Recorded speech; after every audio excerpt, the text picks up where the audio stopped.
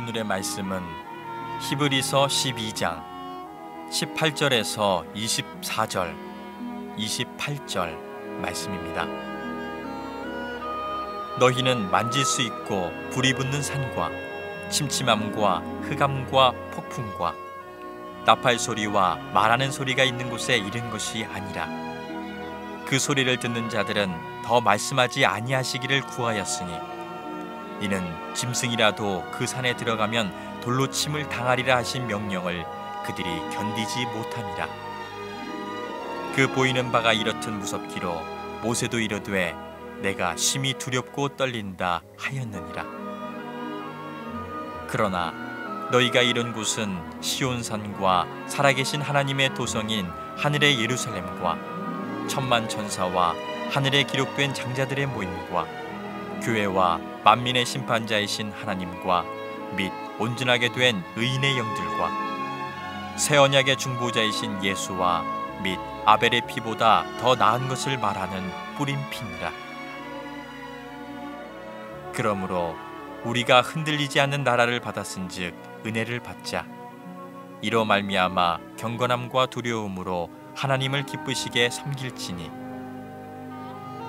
아멘.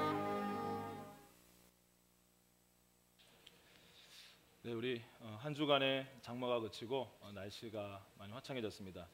우리 이 시간 말씀을 나누기 전에 앞뒤 좌우 우리 네 분씩 이렇게 축복하면서 우리 인사했으면 좋겠습니다. 예수님께서 형제님을, 자매님을 화창하게 하십니다. 시작.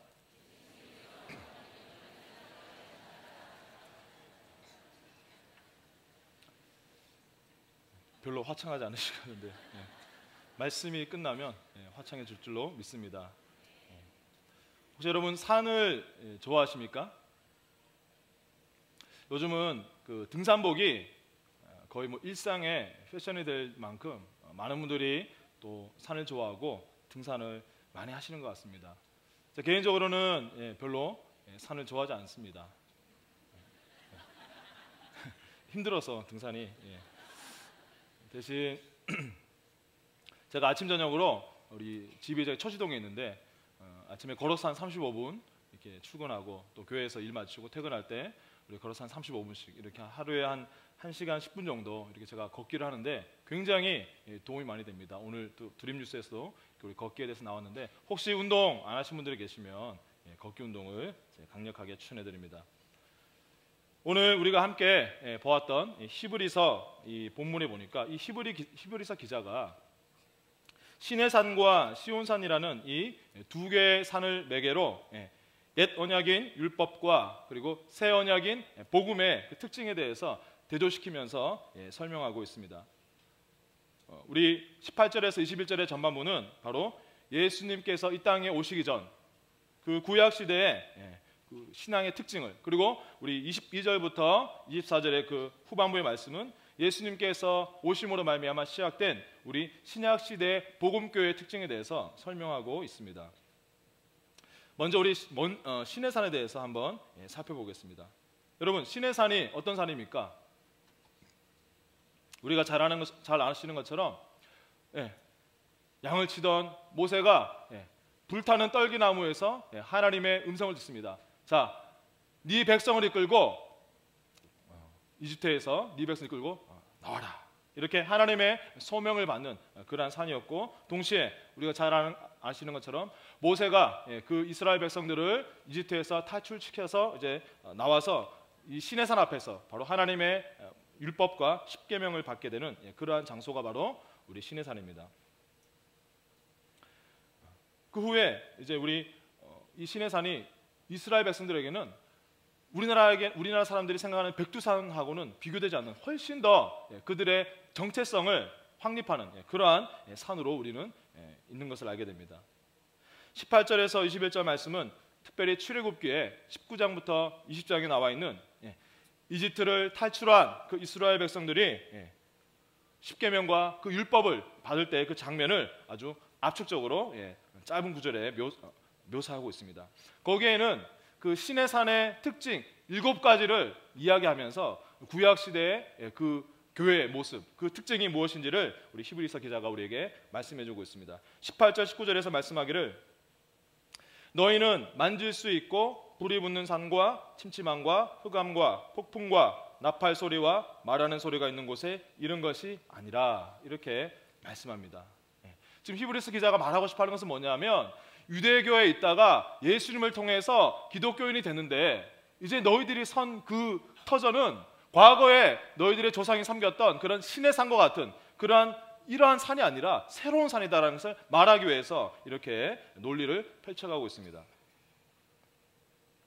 자, 출애굽기 19장에 보면 이제 이집트를 탈출한 이스라엘 백성들이 이제 3개월 만에 시내산 앞에 다다르게 됩니다. 많은 학자들이 그 당시에 우리가 남자만 보통 60만 명 됐다고 하니까 여자, 아이 다 합치면 우리가 그 당시에 최소한 200만 명의 이스라엘 백성들이 모세를 따라서 그 이집트를 탈출한 것을 우리는 추정할 수가 있습니다. 그들은 이제 3개월 만에 시내산에 보이는 시내 광야에 도착을 하게 됩니다. 흥미로운 것은 이 당시에 시내산이 지금 현재 이 근동 지방에 정확하게 어디에 있는지를 우리가 잘 모른다는 것입니다.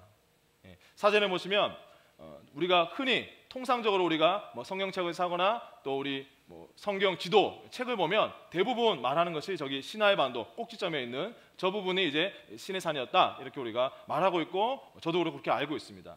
그런데 2007년도에 우리 김승학 씨라는 분이 떨기나무라는 책을 이제 출판했는데 그 책에 보면 이분이 우리가 알고 있는 이 시내산은 가짜 시내산이다. 진짜 시내산은 사우디아라비아에 있는 저 오른쪽에 알 라우즈 산이 시내산이다. 이렇게 주장을 하고 있습니다.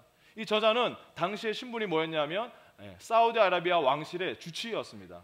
그 어떤 신분적인 특징을 잘 이용해서 7년 동안 목숨을 걸고 12번이나 이 사우디의 그 지역을 탐험하고 또 고증을 하면서 마침내 그가 수집한 모든 자료를 정리해서 보니까 이 사우디에 있는 알 라우즈 산이 시내산이다라는 결론을 내리게 됩니다.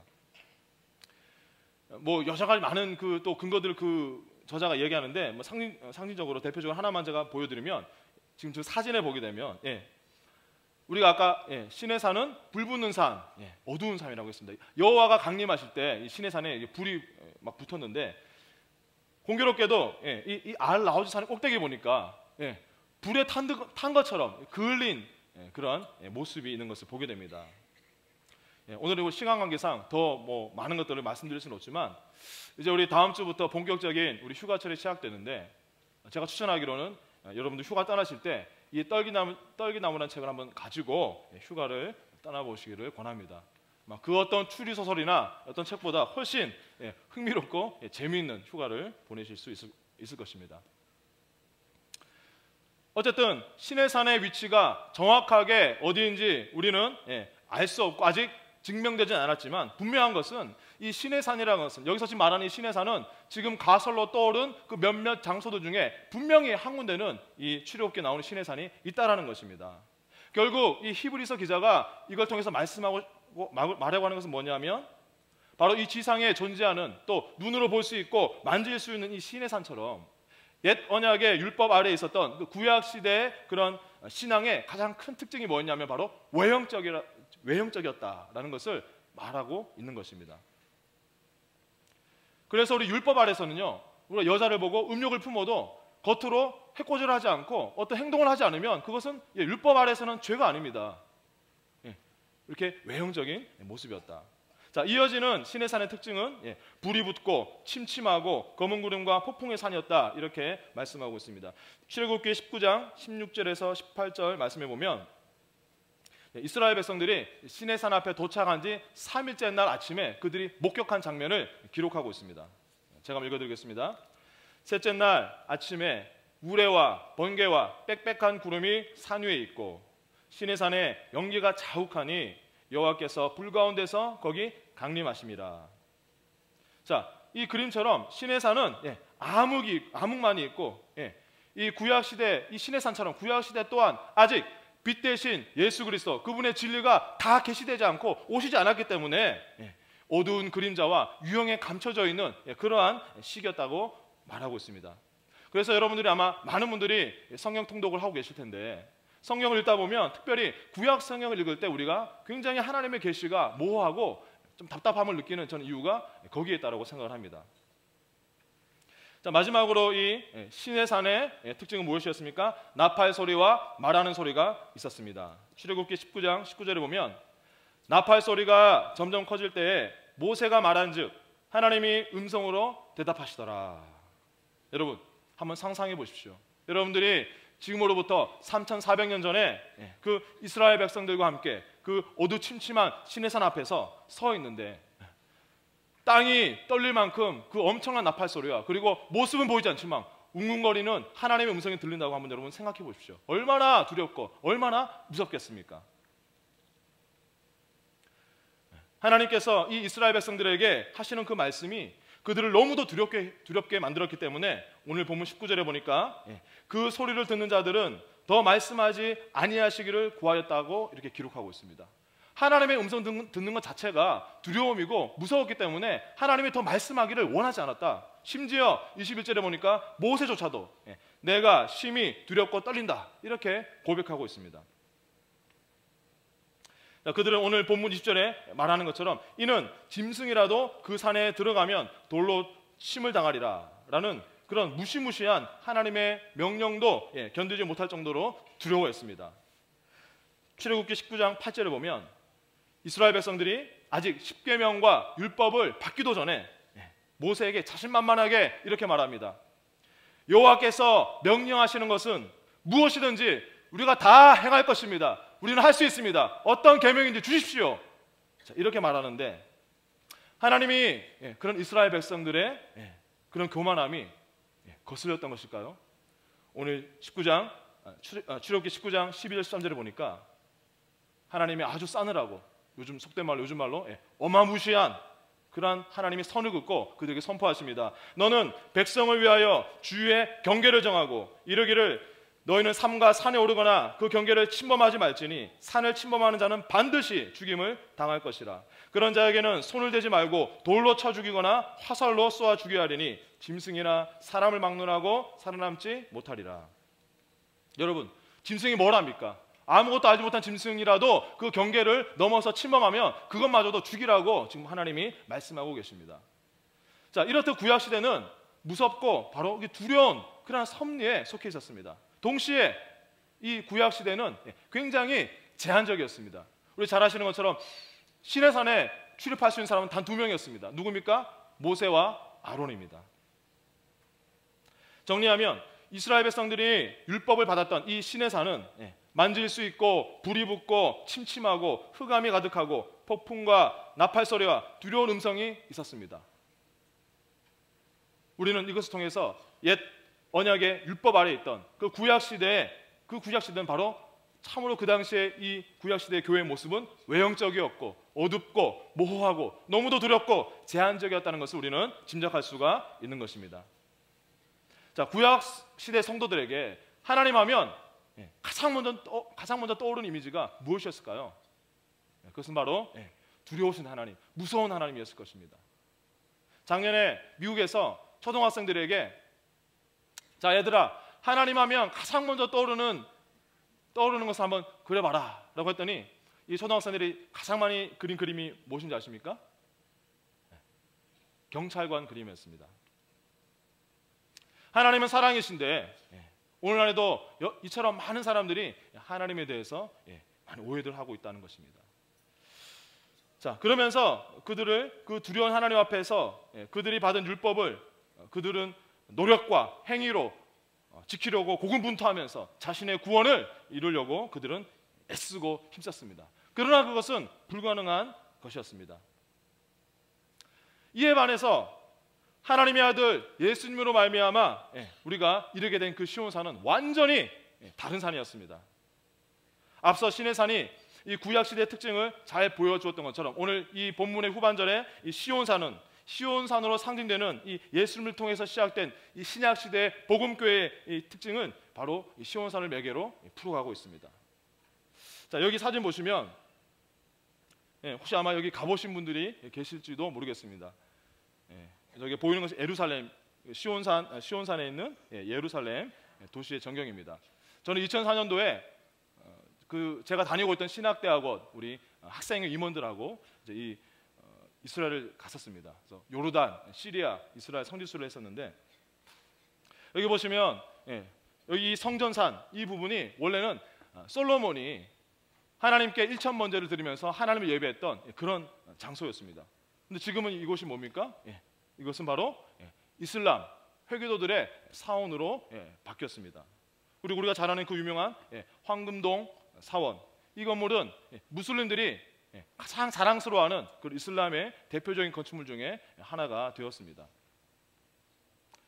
그리고 정말 이 이스라엘이라는 나라는요, 크기가 우리나라의 강원도만한 굉장히 좁은 나라입니다. 또 예루살렘도 보면 굉장히 좁습니다. 이러한 좁은 땅에도 불구하고 여기 보니까 유대인이 사는 유대인 구역, 여기 아르메니아인들이 사는 구역, 이 뒤에 보면 기독교인들, 모슬림인들 사는 구역이 나눠져 있습니다. 그리고 이곳이 오늘 우리가 본문에서 말하고 있는 시온산, 마운트 자이언. 보십시오. 이 시온산이라고 하면 참 산이라고 하기에 민망할 정도로 굉장히 볼품없고 낮은 언덕에 불과한 그런 산으로 우리가 보입니다. 이번 주에 뉴스를 보니까 팔레스타인 이 자치지구인 가자지구에 700명이 넘는 사람들이 지금 이스라엘 공습으로 그 주민들이 학살당했다는 것을 우리 뉴스를 들었습니다. 이 이스라엘에서 떨어진 이 가자지구도 그렇지만 지금 여기 보시면 이 예루살렘과 바로 맞닿아 있는 웨스트뱅크라고 불리는 그 서안지구, 거기에도 이제 팔레스타인의 자치기구인데 거기에도 이제 이스라엘이 공습하려고 준비하고 있다라는 뉴스를 우리가 들었습니다. 우리 민족과 또 북한을 위해서 기도하는 것도 중요하지만 또 성경에서는 우리가 이스라엘의 평화를 위해서 기도하라고 말씀하셨기 때문에 다시 한번 우리가 이스라엘 평화를 위해서 우리가 절실히 기도한 때인 것 같습니다. 우리 이사야서 2장 2절 3절에 보면 바로 이제 신의 산이 아닌 이 시온산이 이 마지막 때 이 말세에 새로운 율법, 새로운 언약과 말씀이 주어지는 장소가 될 것이라고 예언했습니다. 자, 이 말씀을 현대어 성경으로 한번 제가 읽어드리겠습니다.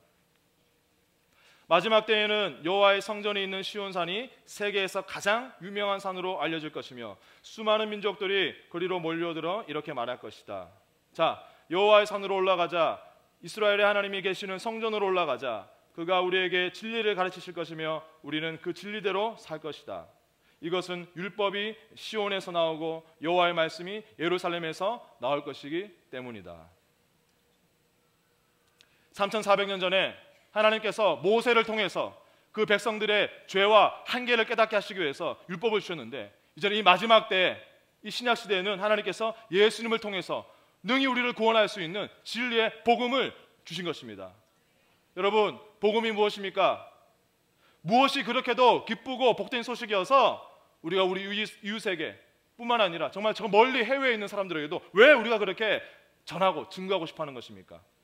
그 복음은 그 시온산 꼭대기에 있는 갈보리 언덕, 그 십자가 위에서 하나님께서 당신의 아들 예수님에게 공의로우신 하나님 앞에서 우리가 우리 죄 때문에 받아야 할 모든 죄의 형벌과 허물과 저주와 죽음을 다 어깨에 담당시키시고 우리가 받아야 할 그 하나님의 진노의 심판을 그 아들에게 다 쏟아 부어주신 것, 그것이 바로 복음입니다.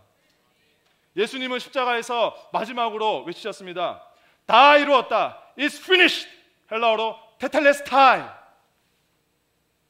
여러분, 이 테텔레스타이란 말은 당시에 상인들이, 장사하는 사람들이 썼던 말입니다. 물건 대금을 다 받고 난 다음에 테텔레스타이라고 말하면 이미 받을 거 다 받았다는 겁니다. 예수님은 십자가에서 흘리신 그 피로 말미암아 저와 여러분들의 모든 죄값을 다 지불하셨습니다. 그래서 우리는 더 이상 정죄함을 받지 않습니다. 우리는 예수님의 십자가 공로 때문에 하나님 앞에서 정죄함이 없는 의인이 되었습니다.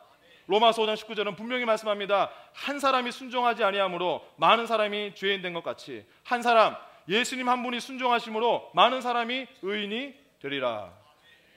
예수님 한 분이 하나님의 뜻에 완전히 순종하심으로 우리가 의인이 되었습니다. 누구 때문에? 내 의 때문에? 아닙니다. 예수님의 의 때문에, 예수님의 순종 때문에. 내 순종이 아니라고 성경은 분명히 말씀하고 있습니다. 죄 없는 예수님이 그런 엄청난 십자가의 고통을 당할 이유가 없는 그분이 우리 때문에 그 고통을 받으셨습니다. 마찬가지로 우리는 하나님께 주님께서 한량없이 부어주시는 그 은총과 의의 선물을 받을 자격은 우리는 없습니다. 그러나 우리는 예수님 때문에 그것을 우리가 받게 되었습니다. 이것이 바로 복음, 더 가스펠인 것입니다. 고린도후서 8장 9절에서 이렇게 말씀합니다. 우리 주 예수 그리스도의 은혜를 너희가 알거니와 부유하신 이로써 너희를 위하여 가난하게 되심은 그의 가난함으로 말미암아 너희를 부유하게 하려 하심이라. 십자가에서 자신의 영광과 그 부유하심을 당신의 물과 피로 우리를 위해서 다 쏟아 부어주시고 가난하게 되셔서 이제는 우리가 그 은혜를 받아서 우리를 구원하시고 대신 우리가 그분의 은혜로 말미암아 풍성한 생명, 부유한 생명, 행복한 생명을 살게 하신 것이 바로 복음인 것입니다. 자, 이런 예수님의 공로를 힘입어서 누구든지 예수님을 믿고 영접한 사람들이 오를 수 있는 그곳이 바로 어디입니까? 오늘 본문의 시온산이라고 말씀하고 있습니다.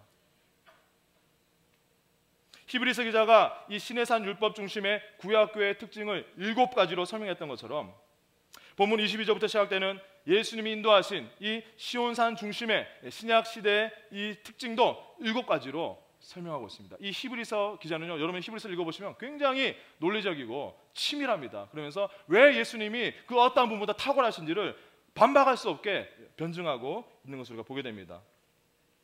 먼저 22절 말씀을 같이 읽겠습니다. 시작. 그러나 너희가 이룬 곳은 시온산과 살아계신 하나님의 도성인 하늘의 예루살렘과 천만 천사와. 아멘. 자, 첫 번째, 예수님 때문에 우리가 올라가게 된 다다른 이 시온산의 축복은 무엇입니까? 바로 살아계신 하나님, 그 하나님의 도시, 그리고 하늘의 예루살렘이 영원한 우리의 집이 되었다는 것입니다. 하나님의 도성, 이 하늘의 예루살렘은 쉬운 말로 하면 뭡니까? 천국입니다. 예수님을 나의 구주, 나의 하나님으로 믿는 우리 그리스도인들은 이미 천국을 소유한 사람들인 것입니다. 우리가 예수님께로 나왔다는 얘기는 뭐냐면 우리는 천국으로 왔다는 것입니다. 우리 모두가 예수님 때문에 이미 천국의 시민권을 받아서 우리의 본향은 더 이상 이 땅이 아니라 하늘에 있습니다. 그래서 우리는 그 시민권을 가지고 이제는 이 땅에 하나님의 뜻을 행하고 하나님 위에 살도록 파송받은 그런 하나님의 대사인 줄 믿습니다. 두 번째 시온산의 축복은 천만 천사와 함께 한다는 것입니다. 히브리서 1장 14절에 보니까 모든 천사들은 섬기는 영으로서 구원받을 상속자들을 위하여 섬기라고 보내심이 아니냐라고 말씀합니다.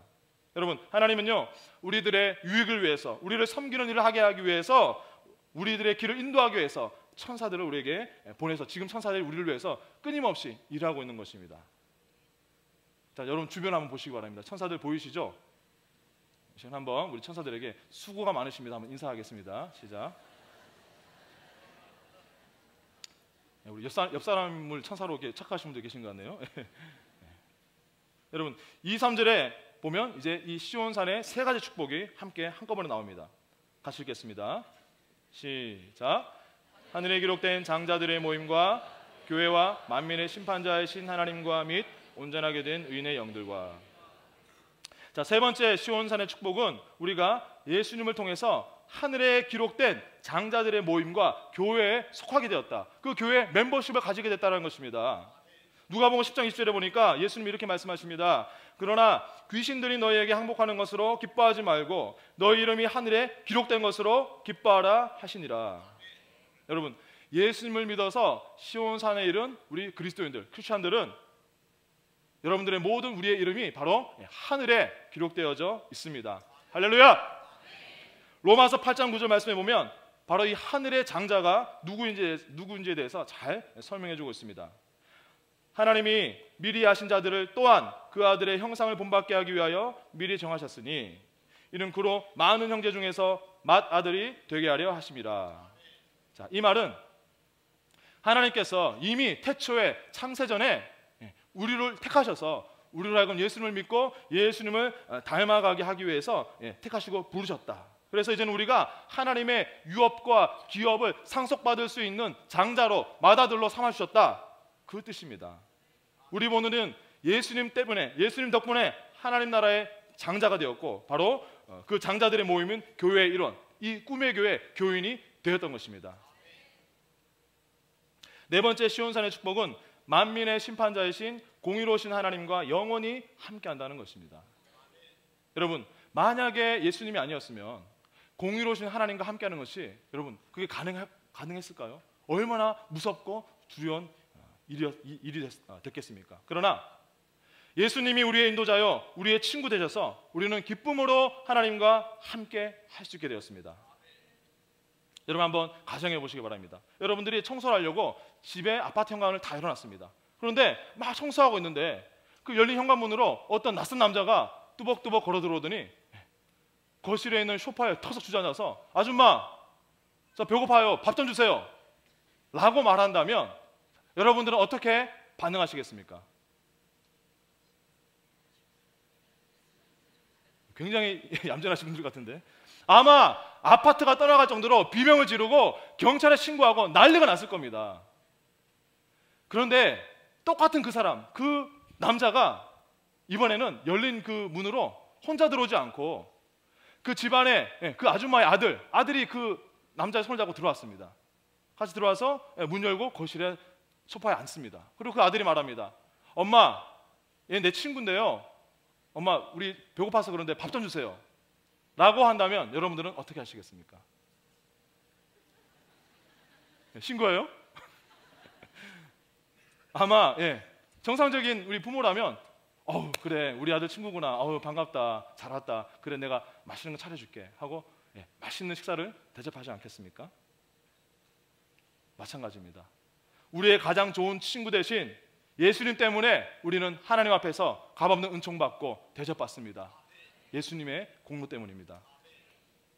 다섯 번째 시온산의 축복은 온전하게 된 의인의 영들과 함께 한다는 것입니다.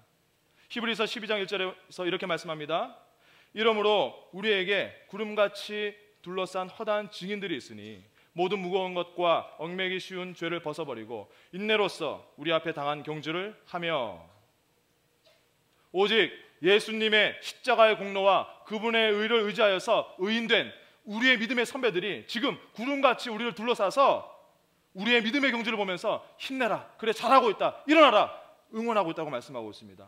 우리는 이 땅에서 우리의 믿음의 선배들을 본받아서 하나님을 섬기는 것에 거리끼는 모든 무거운 죄와 얽매이기 쉬운 것들을 다 벗어버리고 남은 모든 이 믿음의 경주를 최선을 다해서 우리가 잘 마친 후에 천국에 가게 되면 우리는 어떻습니까? 우리의 그 믿음의 선배들, 우리를 응원했던 그분들을 자랑스럽게 기쁨으로 만날 수 있지 않겠습니까? 마지막 우리 24절 말씀 같이 읽겠습니다. 시작. 새 언약의 중보자이신 예수와 및 아벨의 피보다 더 나은 것을 말하는 뿌린 피니라. 자, 여섯 번째 시온산에 속한 우리를 향한 그 하나님의 축복은 바로 예수님께서 지금 이 순간에도 우리를 위해서 중보기도 하고 계신다. 예수님이 새 언약의 중보자가 되신다는 것입니다. 히브리서 7장 24절 25절 보니까 예수는 영원히 계심으로 자기를 힘입어 하나님께 나아가는 자들을 온전히 구원하실 수 있으니 이는 그가 항상 살아계셔서 그들을 위하여 간구하심이라. 이렇게 분명히 말씀하고 있습니다.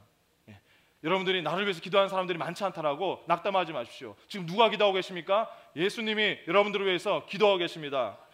욥이 얼마 전에 우리가 묵상했던 큐티했던 욥기에 보니까 9장 33절에서 욥이 뭐라고 한탄합니까?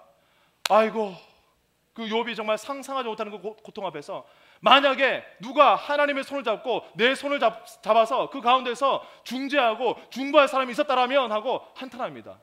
그렇게 욥이 고대했던 그 바로 중보자, 그 중재자가 바로 저와 여러분 사이에 영원히 계시는 것입니다.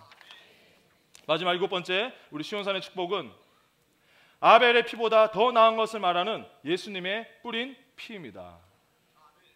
자, 왜 아벨의 피보다 예수님의 보혈이 더 나은 것을 말하고 있을까요? 아벨의 피는 우리가 잘 아시는 것처럼 창세기 4장에 죄 없던 그 아벨을 그 형 가인이 시기해서 그를 돌로 쳐 죽입니다. 인류의 최초의 살인 사건이 벌어졌습니다. 그러면서 이 아벨의 피가 흥건하게 땅을 적십니다. 창세기 4장 10절 11절에서 이 아벨의 피에 대해서 하나님께서 이렇게 말씀하고 있습니다. 이르시되 네가 무엇을 하였느냐? 네 아우의 핏소리가 땅에서부터 내게 호소하느니라.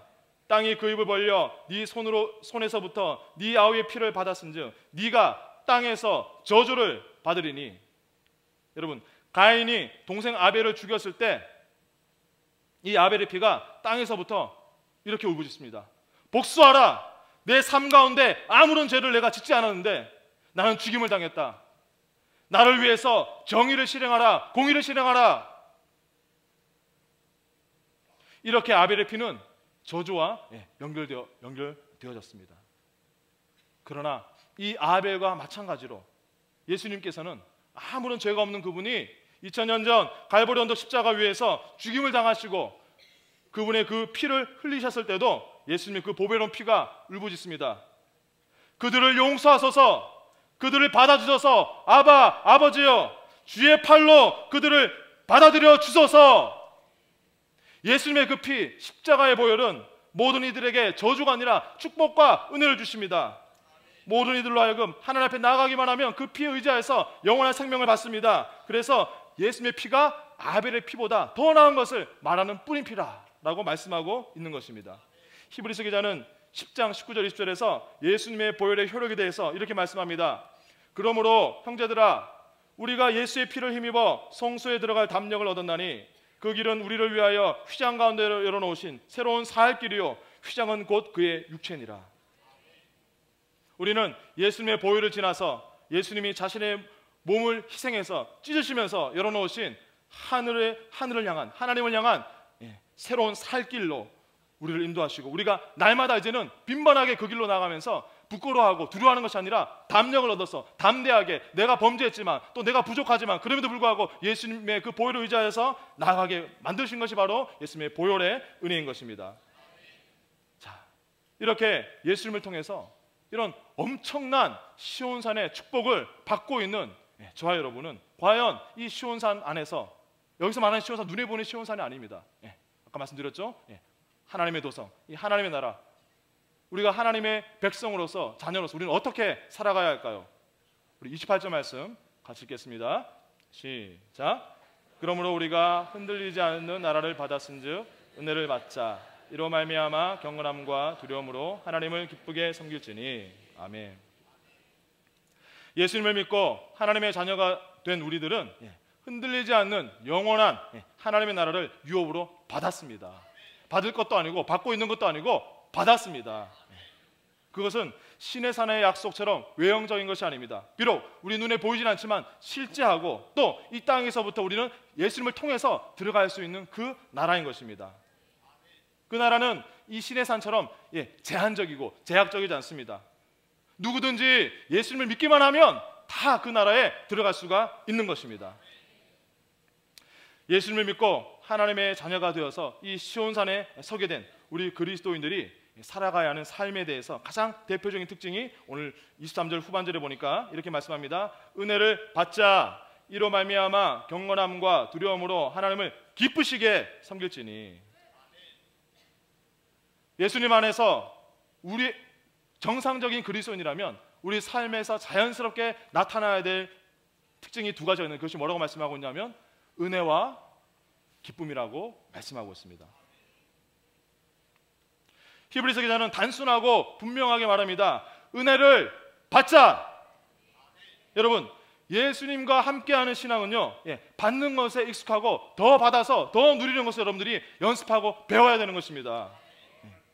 요즘은 이제 보니까 끝나서 안 하던데, 우리 개그 콘서트 예전에 누려라고 하는 그런 코너가 있었습니다. 저는 그걸 보면서 진짜 복음적인 개그다라는 생각을 했습니다. 우리가 오늘 함께 나눴던 구약 시대의 이 신의 산 신앙과 이 신약 시대의 시온산 신앙은 간단한 용어로 우리가 줄인다면 두 종교, 헤라 종교와 던 신앙, 이루셨다 신앙이라고 표현할 수 있을 것입니다. 구약의 율법 아래서는 이것 해라, 저것 해라, 이것 하지 마라, 그 말찐이라 끊임없이 우리에게 요구합니다. 그러나 세상의 다른 종교도 마찬가지입니다. 기독교를 제외한 이슬람교, 불교, 힌두교, 모든 종교는 바로 내 자신, 우리 인간의 공로와 행위로 구원을 얻으라고 말합니다. 물론 그것은 불가능한 일이죠. 그래서 평생 동안 그 종교를 믿는 사람들은 내가 구원받았는지 내가 구원받지 못하는지 불안에 떨면서 구원을 받기 위해서 불안하게 고군분투하며 살다가 죽는 것이 그 사람들의 인생인 것입니다. 그러나 기독교는 바로 예수님께서 십자가 위에서 우리의 모든 죄의 형벌인 죽음과 저주와 질병과 고통을 그것에 대한 모든 값을 다 치르신 그 예수님 우리가 믿음으로 말미암아 우리는 구원을 받습니다. 그래서 구원이 우리의 신앙의 목표가 아니라 예수님을 통해서 구원을 받은 것은 출발점, 우리의 파운데이션이 되는 것입니다.